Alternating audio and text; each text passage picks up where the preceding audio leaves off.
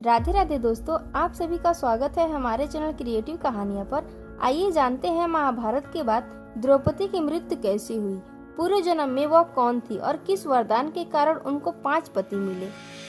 पौराणिक कथाओं में संग्राम की एक गाथा है जिसे सबसे भीषण माना जाता है और ये है महाभारत का युद्ध। पांडव और कौरव के बीच लड़ा गया ये युद्ध बेहद खास था। इस युद्ध में द्रौपदी के मान के लिए लड़ा गया था। महाभारत के अंत में पांडवों की जीत हुई थी और युधिष्ठिर को राजा बना दिया गया था। ये तो सच है, लेकिन कई लोग मानते हैं कि यहाँ कहानी खत्म, पर ऐसा नहीं था। महाभारत का असली अंत हुआ था पांडव और द्रौपदी के मौत के बाद। कुरुक्षेत्र की लड़ाई में कौरव और पांडव दोनों ही तरफ से बहुत ज्यादा तबाही मचाई गई थी। एक पक्ष की जीत का मतलब था लाखों लोगों की मौत। महाभारत की किताबों की बात करें तो इसे पूरी 18 किताबों में विस्तार से लिखा गया है और युद्ध तो 16वीं किताब में ही खत्म हो जाता है। 17वीं किताब, जिसका नाम महाप्रस्थानिक पर्व पांडवों की स्वर्ग यात्रा का जिक्र करती है, इसमें पांडव और द्रौपदी प्रस्थान करते हैं। इस किताब में सिर्फ 3 ही पार्ट हैं।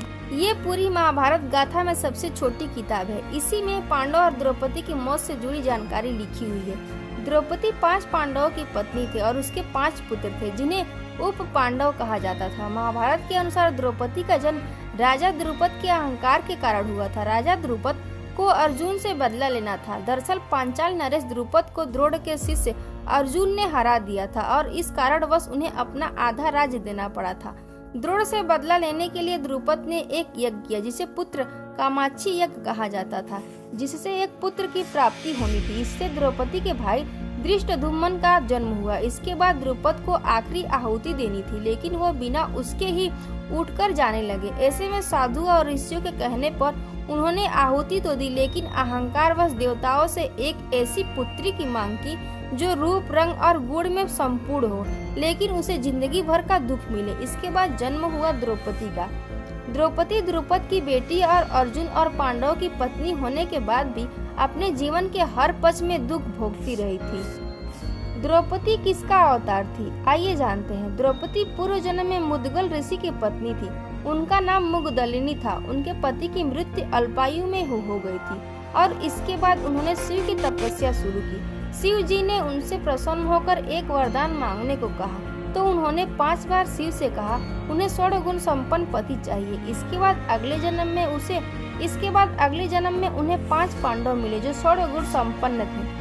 द्रौपदी की मौत कैसे हुई, आइए जानते हैं। द्रौपदी की मौत कुरुक्षेत्र के युद्ध के बाद हुई थी। युद्ध में द्रौपदी के सभी पुत्र मारे गए थे और जीवन के अंतिम काल तक द्रौपदी ने पांडवों का साथ नहीं छोड़ा और फिर शुरू की अंतिम यात्रा। युधिष्ठिर ने अपना सिंहासन छोड़कर राजा परीक्षित को हस्तिनापुर का राजा बना दिया था। इसके बाद पांडव, उनके साथ रहने वाला कुत्ता और द्रौपदी सभी ने एक साथ यात्रा शुरू की। उन्हें लेने के लिए इंद्र का रथ आया, लेकिन उसमें कुत्ता नहीं जा सकता था और इसीलिए फिर सभी ने पैदल भारत यात्रा शुरू की, जिसमें उन्हें हिमालय के जरिए स्वर्ग की ओर जाना था।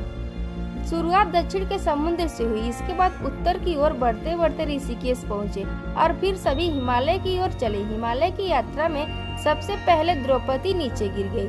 द्रौपदी गिरकर मर गई और सभी पांडव द्रौपदी के जाने से विचलित हो गए। भीम ने युधिष्ठिर से इसका कारण पूछा कि आखिर द्रौपदी ने इतनी जल्दी क्यों शरीर त्याग दिया और स्वर्ग की ओर उनकी यात्रा क्यों नहीं पूरा किया। तब युधिष्ठिर ने बताया कि द्रौपदी भले ही हम 5 की पत्नी थी, लेकिन उन्होंने अपना धर्म पूरा नहीं किया।